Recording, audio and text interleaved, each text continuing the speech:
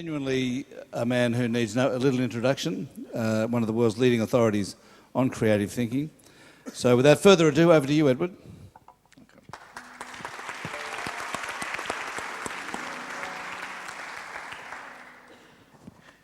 Most of you will have been persuaded or informed, let's say, that climate change is the biggest problem facing humanity. That's not true. The biggest problem is our poor thinking. Now, there's only one problem bigger than that, which is that we don't realize that our thinking is not as good as we believe it to be. Now, why is that so? There are a number of reasons. The first reason is how the mind actually works. One day a fellow gets up in the morning and he has 11 pieces of clothing to put on. So he sets his computer to work out in how many ways he could get dressed. Computer takes 40 hours non-stop processing. That's not surprising, because 11 pieces of clothing, you actually have 39,916,800 ways of getting dressed. The maths are very simple. It's 11 times 10 times 9 times 8 and so on. If you were to try one way every minute of your waking life, you would need to live to be 76 years old, doing nothing else at all except trying ways of getting dressed. Now, that wouldn't be very convenient. Fortunately for us, the brain doesn't work like that. The brain is designed, indeed the whole purpose of the brain is designed to allow incoming information to organize itself as routine patterns. That is the purpose of the brain. So we set up the pattern, we recognize that this is a getting up pattern, and we just go through it. And that's how we manage to survive in life. That is how language works, because language, you have a word, and a word opens up a pattern. And that is excellent, and so on. I described this all in 1969 in a book called The Mechanism of Mind. The leading physicist in the world, Professor Murray Gell-Mann, who got his Nobel Prize for discovering the quark, read the book, was very enthusiastic. He commissioned a team of top computer programmers to simulate what was said in the book, and said, yes, it works exactly as you predict. And he's been a great supporter ever since. So that's the way the brain works, forming patterns, using patterns. Then let's look at another aspect. Imagine a doctor in a clinic, and a patient comes in. The doctor takes the history, examines the patient, does some tests. What is the doctor trying to do? The doctor is trying to identify a standard illness, a standard situation, and once you identify the standard situation, you provide the standard treatment. And I would say 96% of all our thinking is of that sort. Analyze the situation, identify what it is, what it's made up of, and then apply the standard answer. Nothing wrong with that, it's highly effective, but it's not quite enough. Then we come to another reason, which goes back to the history of the human race.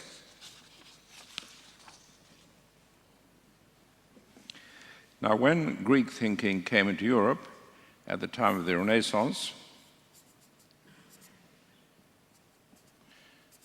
schools, universities, and thinking were in the hands of the church. The church did not need creative thinking. The church did not need design thinking. The church did not need perceptual thinking. What the church did need was truth, logic, and argument with which to prove heretics wrong. So we developed a very good thinking system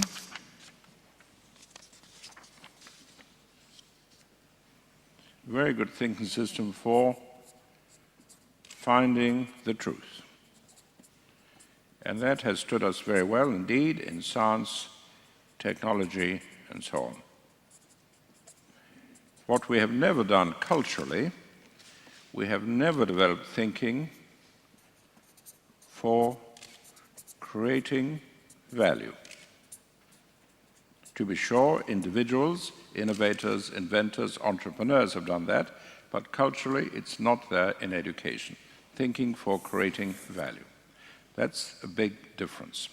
In fact, it was even worse with the church, because when the church was arguing,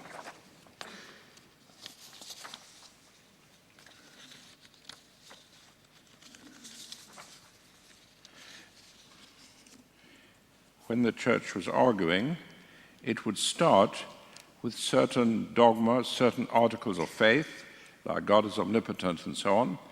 And if you start with fixed positions, logic is indeed sufficient to reach a conclusion. But in real life, we do not start with fixed positions. In real life, we start with perceptions. And no matter how good your logic is, if your perception is inadequate or faulty, the answer will be rubbish.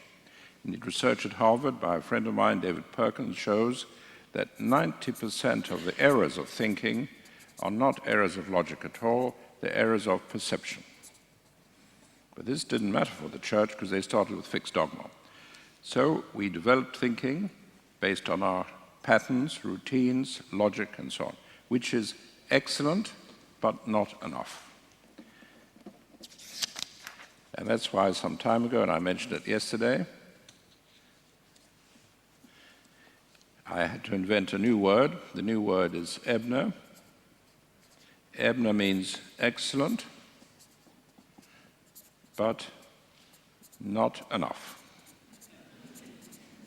So something may be excellent, but not enough. There may be a chef who cooks the most fantastic omelette. That is excellent. You can't say it's wrong, but it's not enough. So our existing thinking is excellent, but not enough.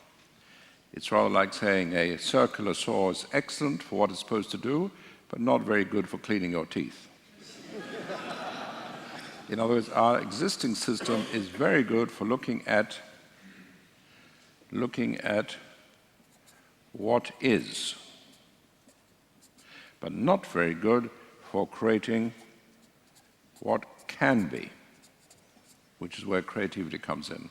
So culturally, we've never done anything about that. If you start from fixed positions, fine. So we need to develop, or not develop, add, because our existing thing is excellent, but we need to add the ability to design and to create. Design is very basic. Design means putting together what you have to deliver the values you want. And I believe that at school, every child, every week, should have a design project, whatever it is, and work on it. I used to run, I think I mentioned it yesterday, a design program in an education magazine, and would set a task every week, and the children would make a drawing, using drawings always.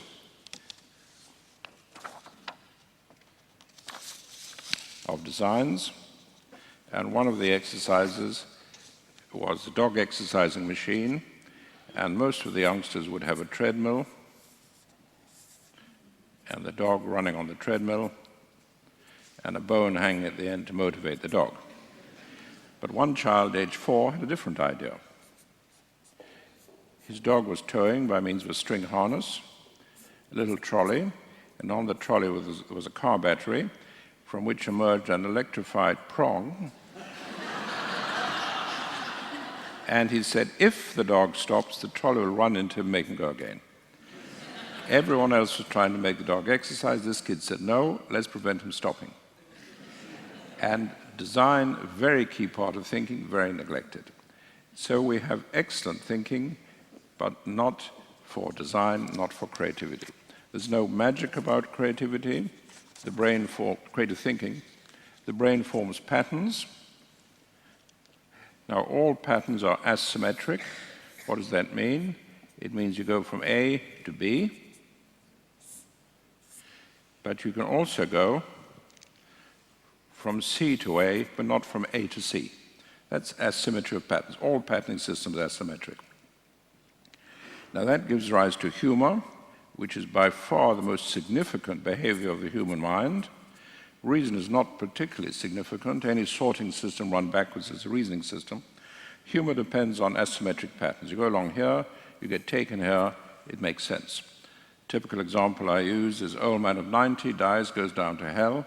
He sees a friend of his, also age 90, sitting there with a beautiful young blonde sitting on his knee. So he says to his friend, "Are you sure this is hell? Because you seem to be having rather a good time." The friend looks up, says, "No," he says, "it's hell all right." He said, "I'm the punishment for her." In other words, once you make the jump, totally logical. Another example, typical blonde joke. Blonde finds a sold bottle, takes the top off, out comes a genie dressed as a belly dancer, and says to the blonde, "You have released me after hundreds of years in the bottle. I must grant you one of three wishes. You can be very rich, very wise, or a great belly dancer." Without any hesitation, the blonde says, "I want to be very wise." Next day, she's having lunch with her friends. She says, "You know, today I'm so wise, I realize I made the worst of three possible choices." Now, exactly the same process happens with creativity. Creativity, we're here, we get taken here. Once we're there in hindsight, totally logical and value in hindsight. There's nothing mysterious, nothing magical about it. There are various techniques for doing it. I'll just very, very quickly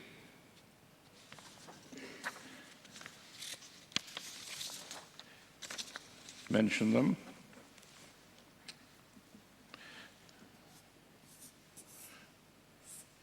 One of them is very simple. You're going along, and you put a block on that. We call that challenge. Challenge is never an attack. Challenge says, this is an excellent idea, maybe the best idea, maybe the only idea, but for the moment, I'm going to put a block on it, and as a result, start looking elsewhere. Give you an example. In 1970, I was doing work for Shell Oil in London, and I said, when you drill an oil well, you drill an oil well straight down and have done so for 8 years. No problem, very satisfactory, works well. I said, let's challenge that. Instead of drilling the well straight down, why not go down to the oil seam and go horizontally? They said, we can't do that, the drill won't go around the corner. I said, yes, it will. If you use a hydraulic head, you pull it round. Today, almost every oil well is drilled like that because you get between 6 and 3 times as much oil from this oil well as from that oil well. Indeed, Statoil in Norway has one well going 10 kilometers horizontally. But for 80 years, everyone is very happy with that. Because it worked, wasn't the problem, didn't need thinking about. So challenge. Then there's concept extraction, where we're going along, and we go back and say, what is the concept behind this? Can we find another way out of the concept? Example here, mayor of a small town here in Australia said, we've got a problem with commuters. They drive into the town, leave their cars parked there all day. No one can park in order to shop. Should we put in parking meters? That's expensive to install and maintain. I said, what's the concept? The concept is to allow people to realize that their parking is limited. I said, well, you could do that in a much simpler way. You can park anywhere you like, for as long as you like, provided you leave your headlights full on. Now, you're not going to leave your car there for 1 minute longer than you need to because you run your battery flat. So in certain parts of town, you just have a notice saying only headlight parking here.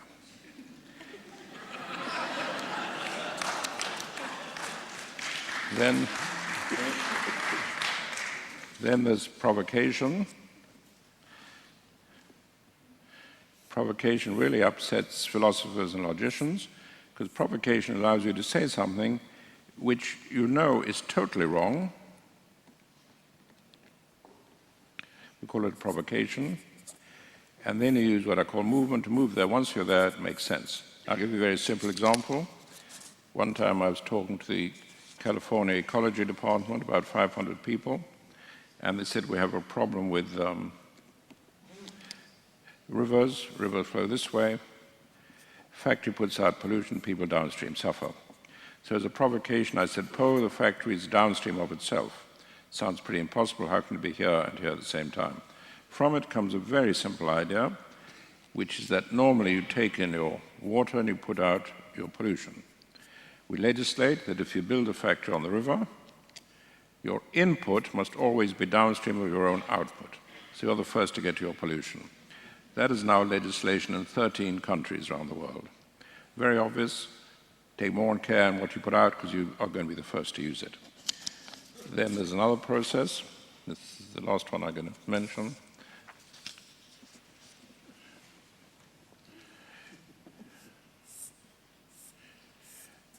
Which is that if instead of starting here, you start somewhere else, you increase the chance of hitting that track and you can use it. You cannot choose that point because it would lie along your normal thinking, so you use chance. And the simplest way is a random word, usually a noun. Again, that upsets logicians who say, if it's any word and any subject, how can it possibly work? But in a patenting system, it does work.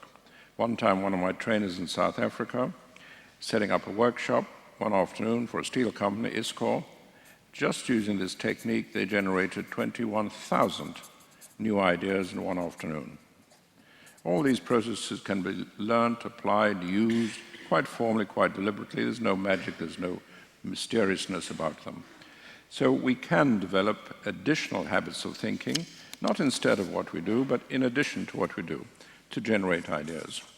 One final point. Again, for 2,400 years, we've used argument. A argues with B. Parallel thinking means A and B are looking in the same direction at the same time, but the directions change. And for that, we have the 6 different hats and so on, which is now very, very widely used.